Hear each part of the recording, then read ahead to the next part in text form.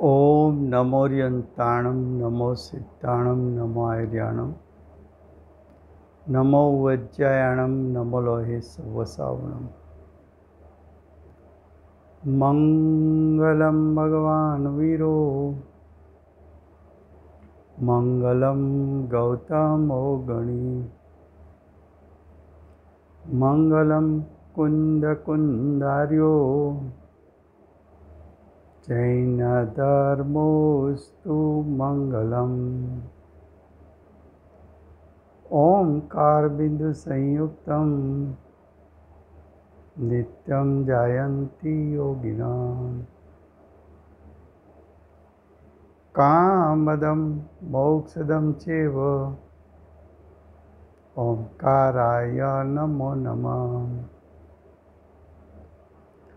अहो उपकार जिनवरनो कुंदनो ध्वनि दिव्यनो जीर्ण कुंद ध्वनि आप्याम अहो आ गुरु काननो तुच्छ ज्ञान त्यान नो रंग अम्बया दर्श रहो ओ शिव पद तकत संग माता हाथ।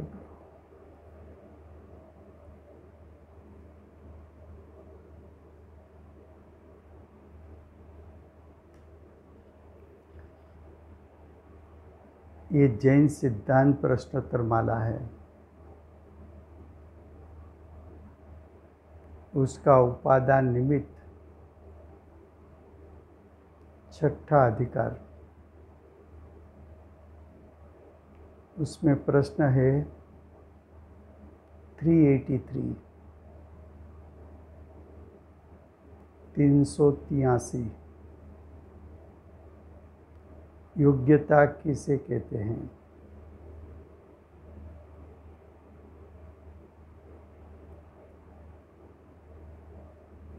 योग्यता का अर्थ है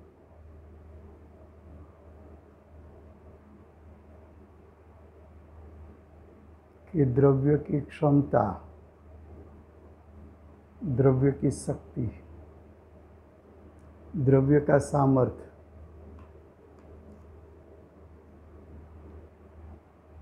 द्रव्य की योग्यता। तो बात दो होती है, एक स्वभाव और एक योग्यता। स्वभाव त्रिकाल है, योग्यता क्षणिक है।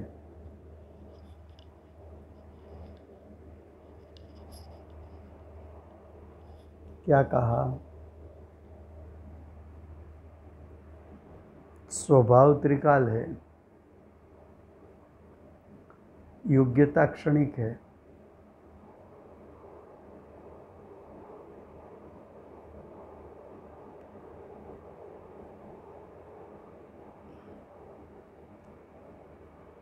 यहाँ योग्यता बतानी है, वो पर्याय की योग्यता बतानी है।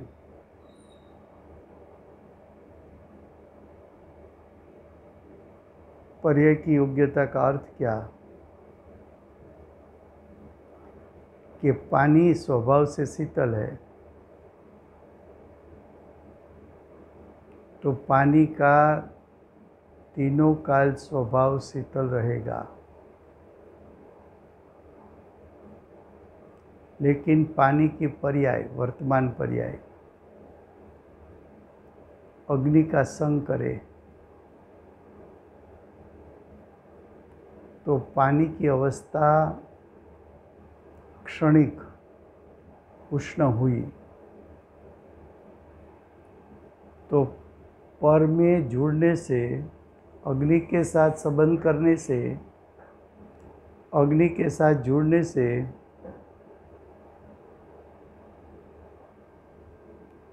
जो पानी की अवस्था में उष्णता उत्पन्न हुई, वो उष्णता क्षणिक है। वो उष्णता वर्तमान पर्याय में है। तो ऐसी क्षणिक उष्णता उत्पन्न हुई, वो पर्याय की योग्यता है। योग्यता सापेक्ष है। क्यों?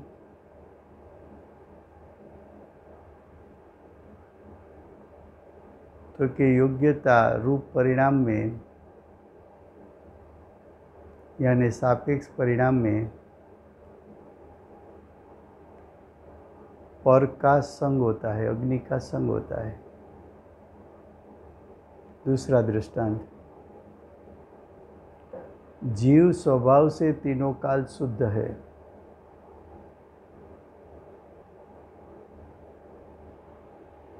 जीव स्वभाव से तीनों काल शुद्ध है,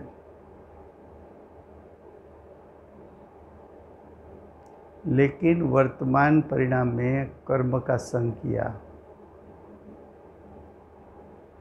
और विभाव उत्पन्न हुआ। तो विभाव उत्पन्न कर सकता है, क्षणिक विभाव उत्पन्न कर सकता है, उसको योग्यता कहा। क्षणिक परिणाम में पर का संग कर सकता है, उसको योग्यता कहा। पर के संग में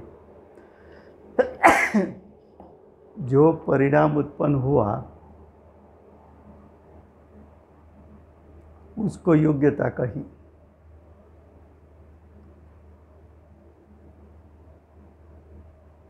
तो योग्यता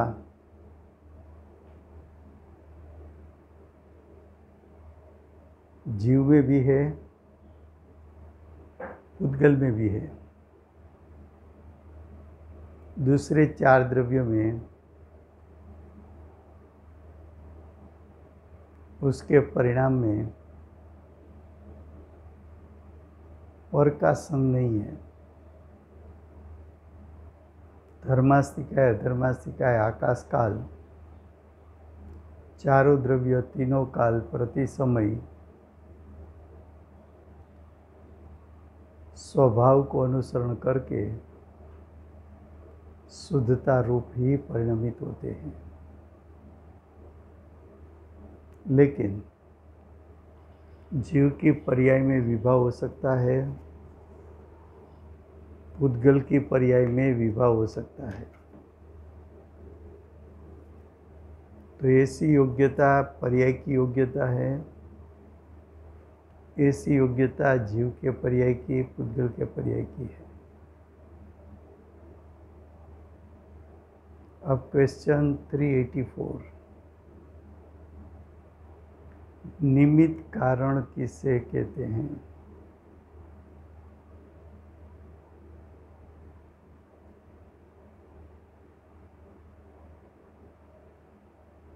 तो पहले बताया था कि उत्पादक सामग्री दो प्रकार की है।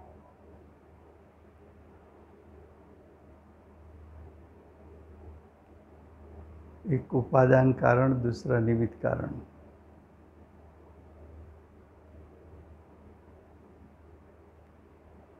उपादान कारण में बताया था स्वशक्ति।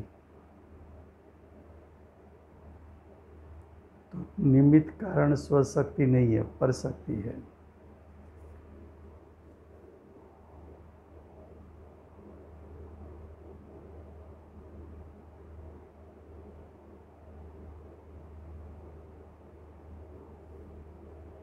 निमित्त कारण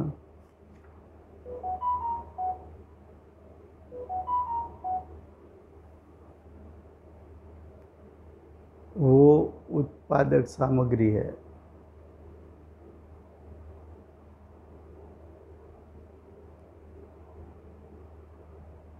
निमित्त कारण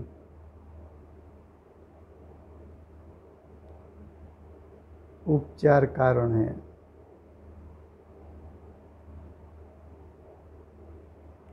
निमित्त कारण व्यवहार कारण है।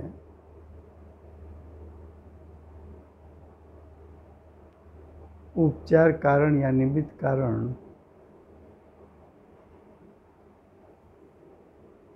उपादान द्रव्य का कुछ कार्य कर नहीं सकता है। देखो उत्तर,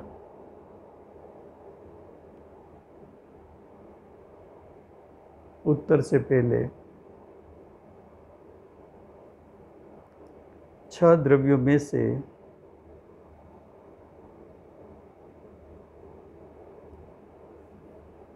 4 द्रव्य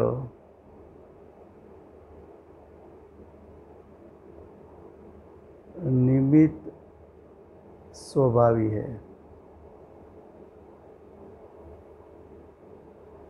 4 द्रव्य निमित्त स्वभावी है।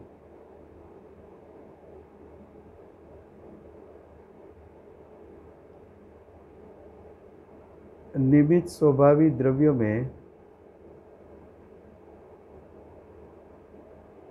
धर्म द्रव्य, अधर्म द्रव्य, आकाश द्रव्य और काल द्रव्य 4 आएगा।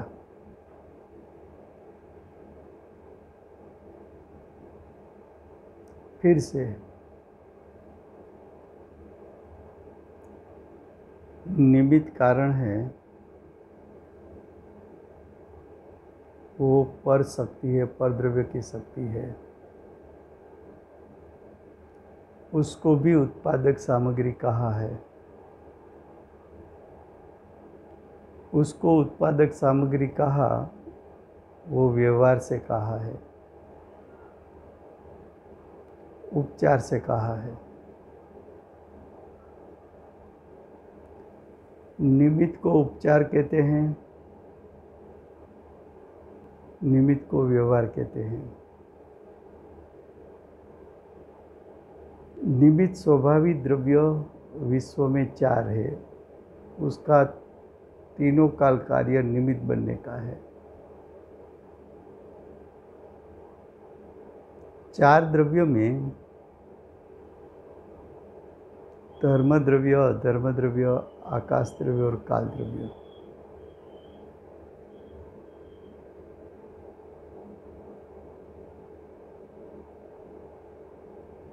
तो देखो उत्तर, निमित्त कारण किसे कहते हैं?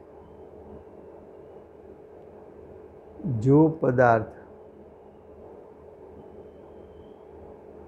स्वयं कार्यरूप परिणमित न हो,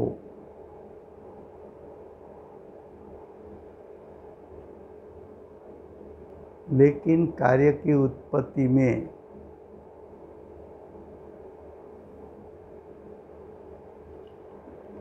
अनुकूल होने का, यानी उपस्थित होने का जिस पर आरोप आ सके,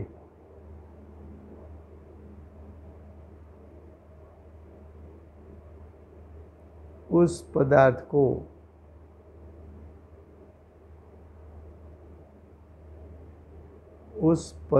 को निमित्त कारण कहते हैं। क्या कहा? पदार्थ स्वयं कार्यरूप परिणमित न हो। उसका दृष्टांत, मिट्टी में से घड़ा बना तो घड़ा में मिट्टी व्यापी कि कुम्हार व्यापा?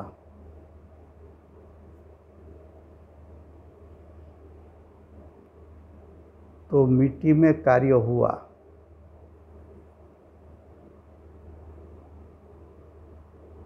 घड़ा रूप कार्य मिट्टी में हुआ।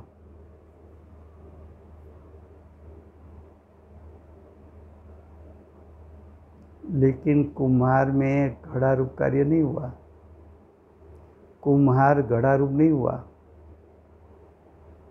तो कुम्हार घड़ा रूप नहीं हुआ, उसके लिए कहा कि जो पदार्थ यानी कुम्हार स्वयं कार्य रूप परिणमित न हो, कुम्हार स्वयं घड़ा रूप न हो, लेकिन कार्य की उत्पत्ति में, लेकिन जब घड़ा बनता है तब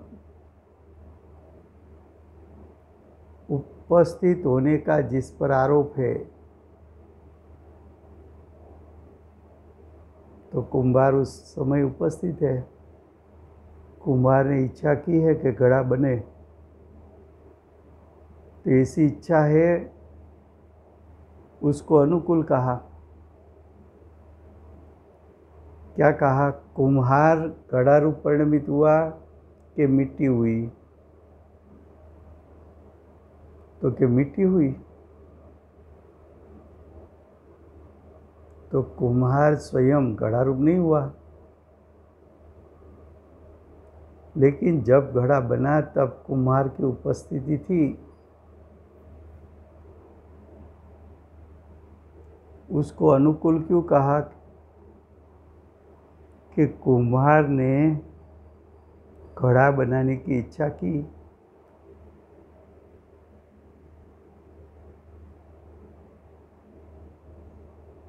तो जब मिट्टी में से घड़ा बनता है तब कुम्हार निमित्त कारण है। अब प्रश्न ये है, निमित्त कारण से कार्य होता है? तो कि निमित्त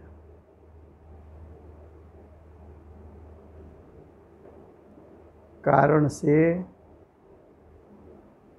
कार्य होता नहीं है।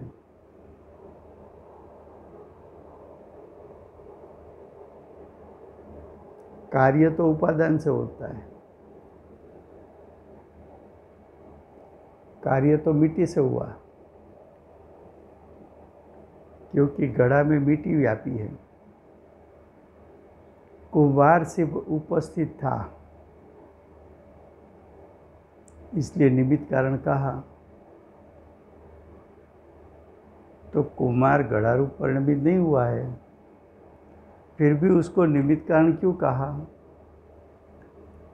तो कि जब जब घड़ा बनेगा तब तब कुम्हार की उपस्थिति होगी, इसलिए निमित्त का ज्ञान कराया। तू ऐसा मत मानना कि कुम्हार ने घड़ा बनाया। घड़ा बना तो मिट्टी में से बना है, मिट्टी के त्रिकाल उपादान से हुआ है, मिट्टी की अनंतर पूर्व क्षणवर्ती पर्याय के कारण हुआ है, मिट्टी की तत्समय की योग्यता के कारण हुआ है, निमित्त के कारण नहीं हुआ। अगर ये बात हम अज्ञानी समझ जाए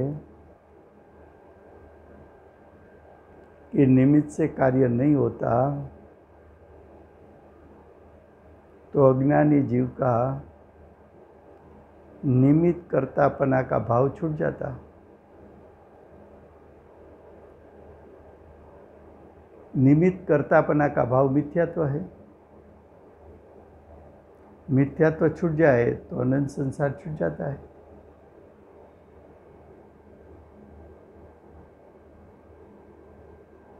तो देखो,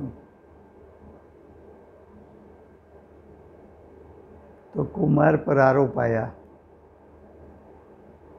कि कुम्हार ने घड़ा बनाया। तो जिस पर आरोप आया वो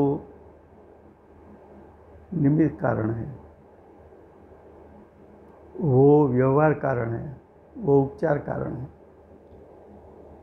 अब क्वेश्चन 385, निमित्त कारण के कितने भेद हैं? 2 भेद है, प्रेरक निमित्त, उदासीन निमित्त।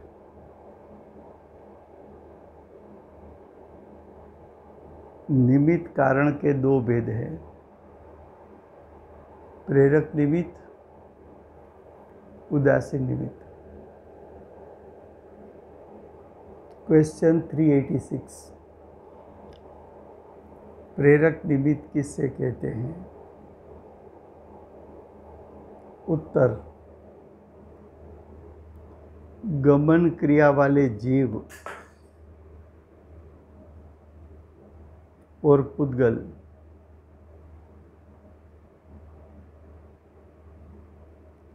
इच्छा वाले जीव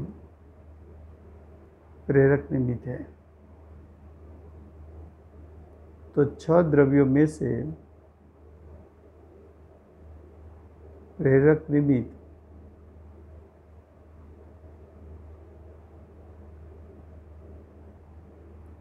प्रेरक निमित्त 6 द्रव्यों में 2 है।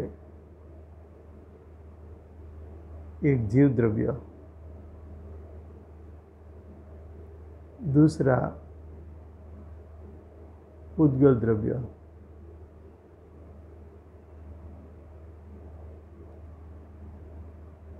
गति करने वाला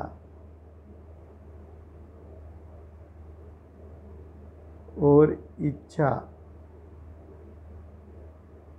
करने वाला।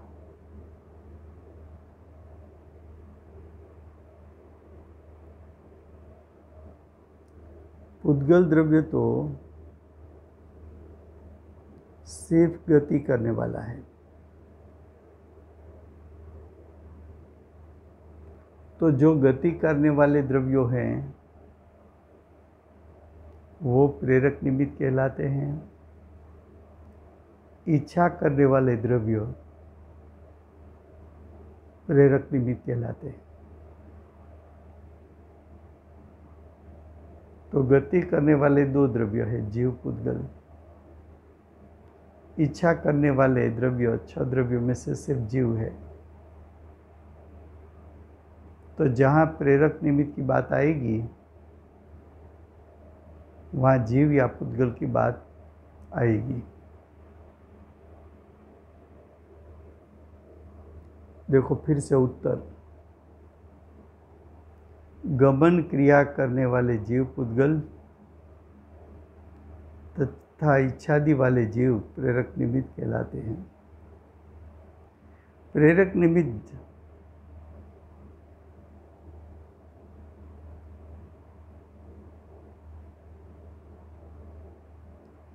निमित्त जबरदस्त उपादान में कार्य कर दे या उस पर प्रभाव आदि डाल दे, ऐसा नहीं समझना। प्रेरक का अर्थ ये नहीं है कि एक द्रव्य दूसरे द्रव्य का कार्य कर देता है। प्रेरक निमित्त का अर्थ ये नहीं है कि एक द्रव्य का प्रभाव दूसरे द्रव्य पर पड़ता है। ऐसा नहीं समझना, क्योंकि दोनों पदार्थों का एक दूसरे में अभाव है।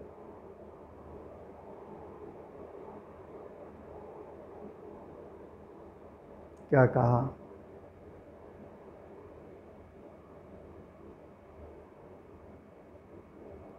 दोनों पदार्थों का एक दूसरे में अभाव है।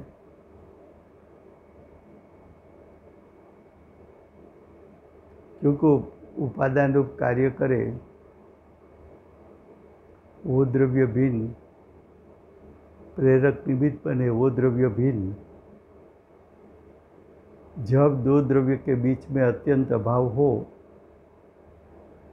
और एक द्रव्य दूसरा द्रव्य का कार्य कर सकता नहीं हो,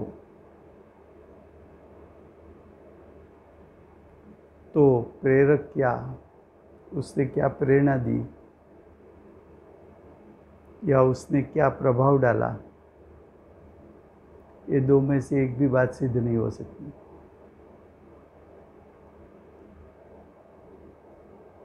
अब क्वेश्चन 387, उदासीन निमित्त किसे कहते हैं?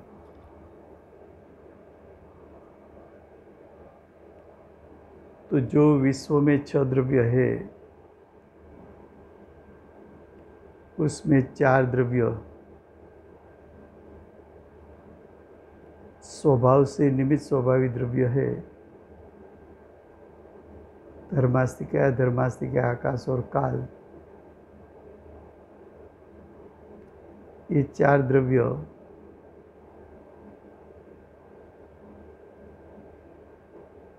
उदासीन निमित्त है।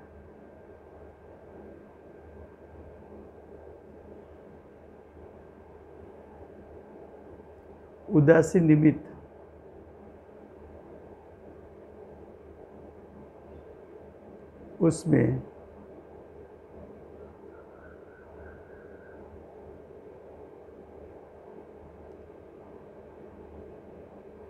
उसमें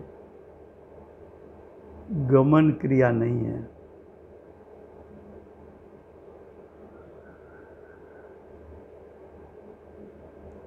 उसमें इच्छा नहीं है।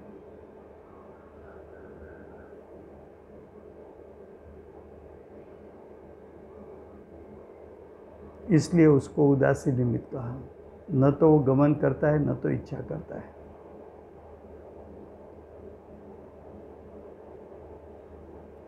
देखो उसका उत्तर, धर्मास्तिका है, धर्मास्तिका है, आकाश और काल आदि निष्क्रिय और राग रहित द्रव्य उदासीन निमित्त कहते हैं। निष्क्रिय का अर्थ है गमन क्रिया नहीं, गमन क्रिया से रहित। तो गमन क्रिया रहित धर्मास्तिका है, अधर्मास्तिका है, आकाश है और काल द्रव्य। रागादि रहित धर्मास्तिकाए, रागादि रहित अधर्मास्तिकाए, रागादि रहित आकाश और रागादि रहित काल।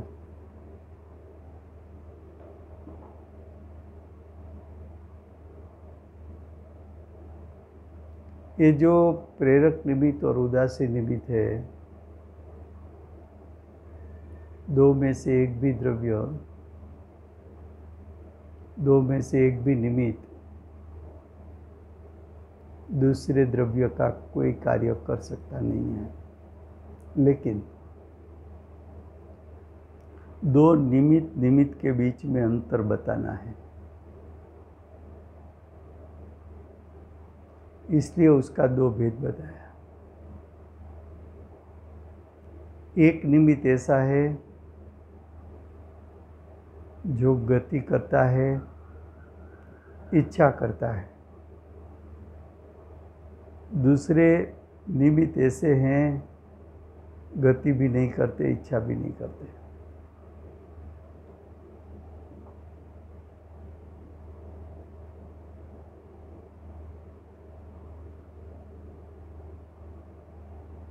अब निमित्तों के उपभेद बताने के लिए किन्हीं निमित्तों का प्रेरक और किन्हीं को उदासीन कहा जाता है।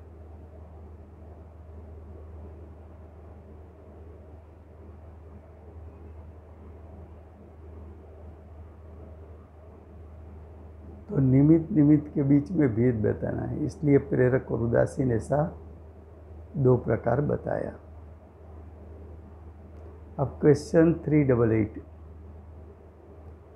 कुम्हार ने चाक, दंड आदि से घड़ा बनाया, उसमें घड़ा रूप कार्य में त्रिकाली और क्षणिक उपादान कारण कौन से हैं? उदासीन और प्रेरक निमित्त कौन से हैं? तो जो क्या बताया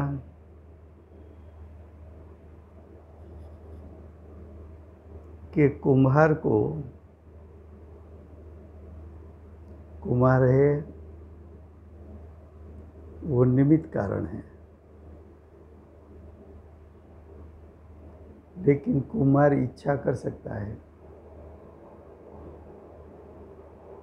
तो कुम्हार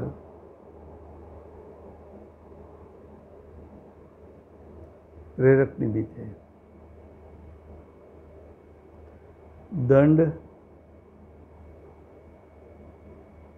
दंड गति कर सकता है, इसलिए प्रेरक निमित्त है।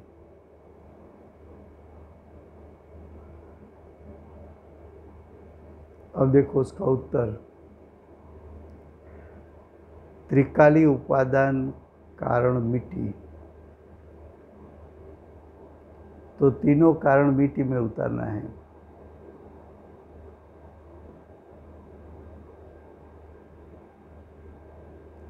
क्योंकि मिट्टी उपादान कारण एक,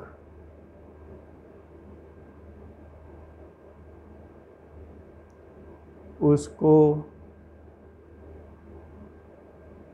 देखने की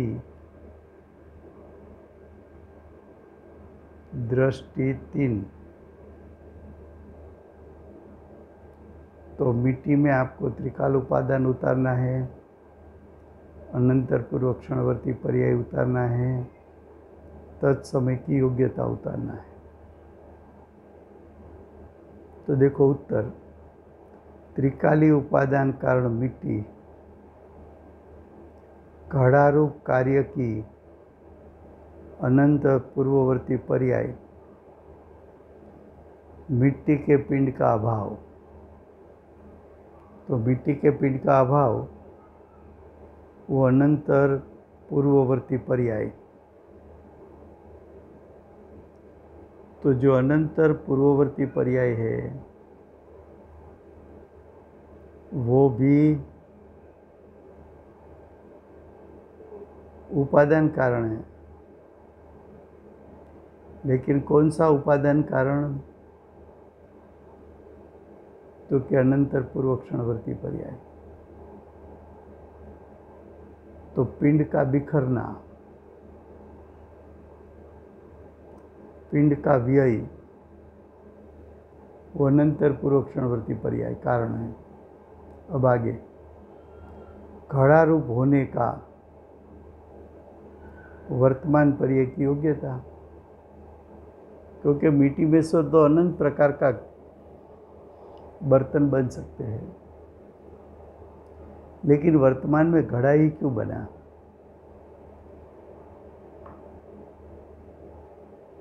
कभी कभी होता है ना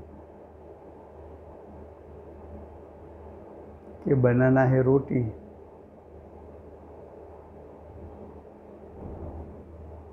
और किसी दूसरा विचार चलता है तो हो गया पूरी का लोट, पूरी का आटा बना दिया।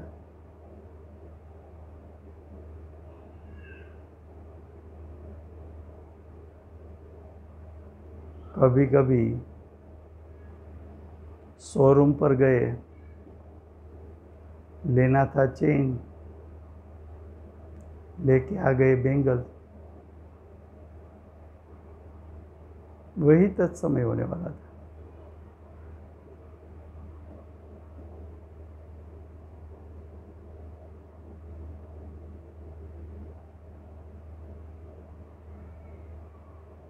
तो तीन कारण बताया, त्रिकाल उपादान, अनंतर पूर्व क्षणवर्ती पर्याय उसको भी उपादान कहा, तत्समय की योग्यता को भी उपादान कहा। अब आगे, घड़ा बनाने का राग वाला कुम्हार और क्रियावान चाक दंड प्रेरक निमित्त है।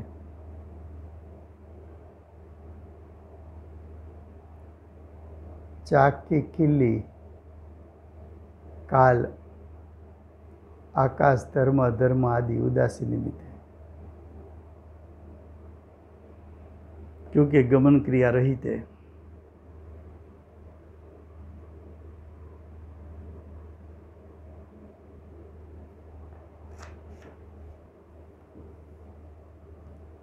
अब क्वेश्चन 389।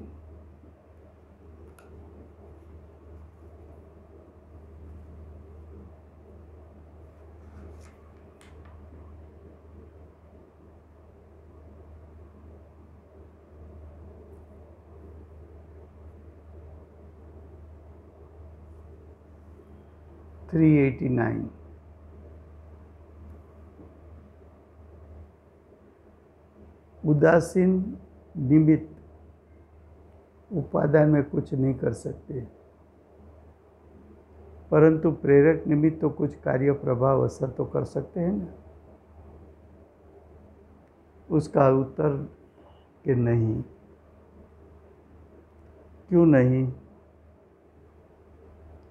कि निमित्त उदासीन हो कि प्रेरक, दोनों परद्रव्य है। परद्रव्य स्वद्रव्य में क्या कार्य कर सकता है, क्या प्रभाव डाल सकता है, क्या प्रेरणा दे सकता है? तो कैसा है नहीं। देखो, उदासीन या प्रेरक निमित्त उपादान में कुछ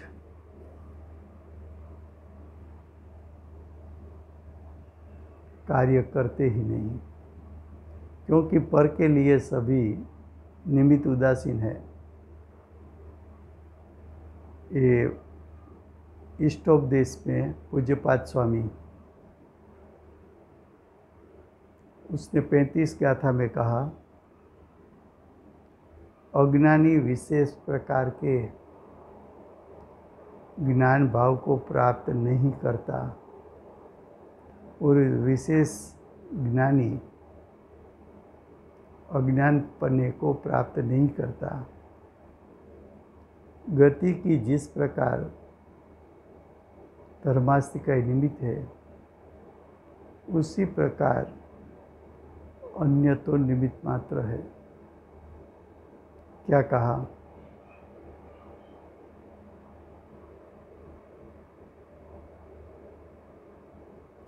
अज्ञानी है, वो ज्ञान प्राप्त करे तो अपनी स्वशक्ति से करेगा।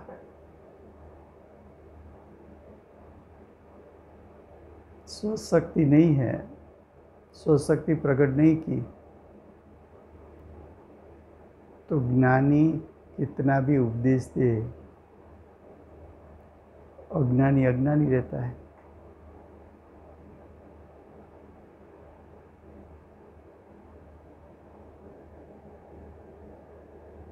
और ज्ञानी कभी अज्ञानपने को प्राप्त नहीं करते।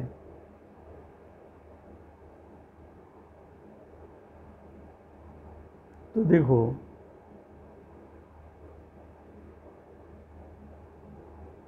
धर्मास्तिका निमित्त मात्र है तो निमित्त मात्र है, वो आकर उपादान का कुछ कार्य नहीं कर सकता।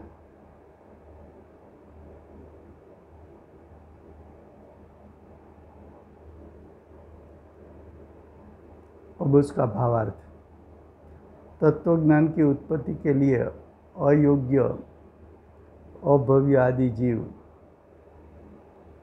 धर्म आचार्य आदि के हजारों उपदेशों से भी तत्वज्ञान प्राप्त नहीं कर सकते।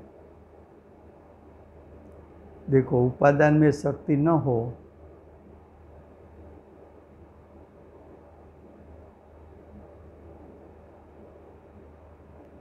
उपादान में स्वशक्ति न हो तो निमित्त क्या कर सकता है? तो क्या कुछ नहीं कर सकता।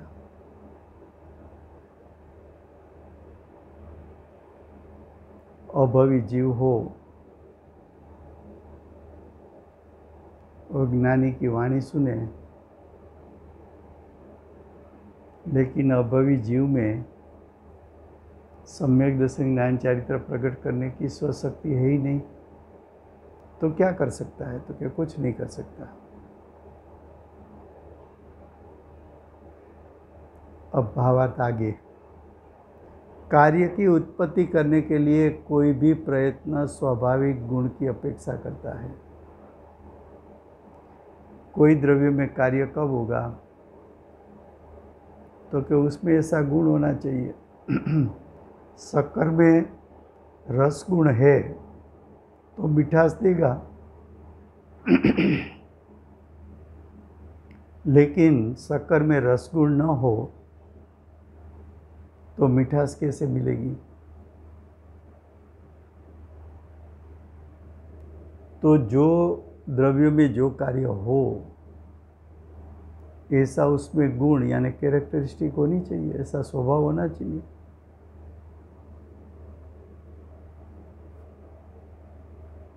अब आगे यहाँ शंका यह होती है कि ऐसे तो बाह्य निमित्तों का निराकरण ही हो जाएगा।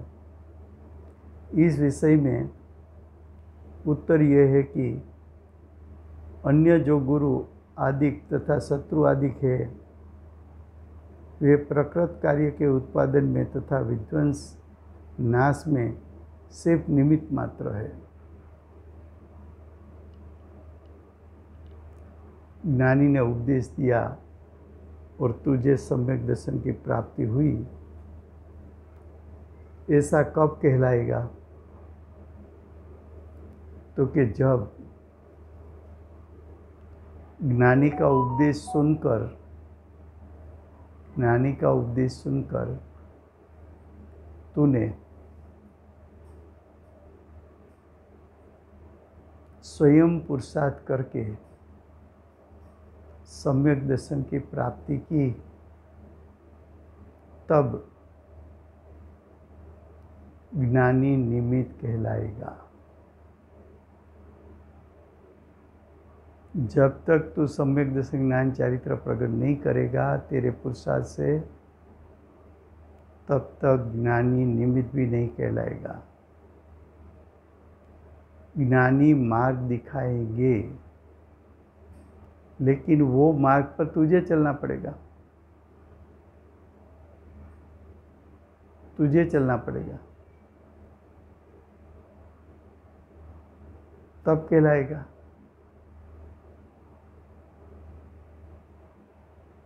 तो हम यहाँ तक रखते हैं, आगे की बात अगले स्वाध्याय में आएगी।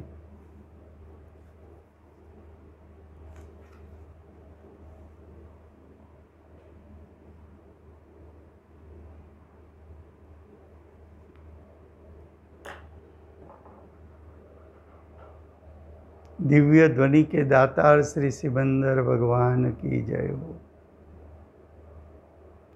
पंच परमागम के रचयिता कुंकुंदाचार्य देव की जय हो। पंच परमागम के भाव को समझाने वाले परम कृपाणु श्री सद्गुरुदेव की जय हो। प्रसम मूर्ति भगवती मात की जय हो। अष्ट जिनवाणी मात की जय हो। परम दिगंबर जैन धर्म की जय।